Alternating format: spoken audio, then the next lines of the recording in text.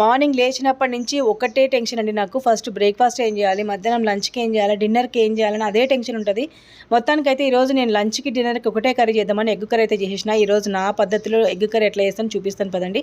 First అయితే గుడ్లు ఉడకబెట్టుకొని పక్కన పెట్టేసుకోండి. తర్వాత బాండి పెట్టుకొని ఆయిల్ పోసుకొని ఒక ఉల్లిగడ్డ కట్ చేసుకొని మంచిగా ఫ్రై చేసుకొని అది కూడా తీసి పక్కన పెట్టేసుకోవాలన్నమాట.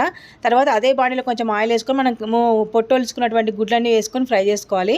అంతలోపల ఈ ఉల్లిపాయలు అనేవి ఇవి చల్లగా అయిపోతుంది. మిక్సీ జార్లో వేసేసుకొని దాంట్లో టమాటా, తర్వాత జీడిపప్పు, కొంచెం 4 వెల్లుల్లి, తర్వాత కొంచెం అల్లము, చెక్క, లవంగ, మొగ్గ ఇవన్నీ వేసుకొని ఫైన్ పేస్ట్ చేసుకోవాలండి. తర్వాత మనం బాండీలో ఇంకొంచెం ఆయిల్ అనేది యాడ్ చేసుకొని మనం పేస్ట్ చేసుకున్నాం కదా, ఆ పేస్ట్ మొత్తం కూడా బాండీలో వేసుకొని ఫ్రై చేసుకోవాలి.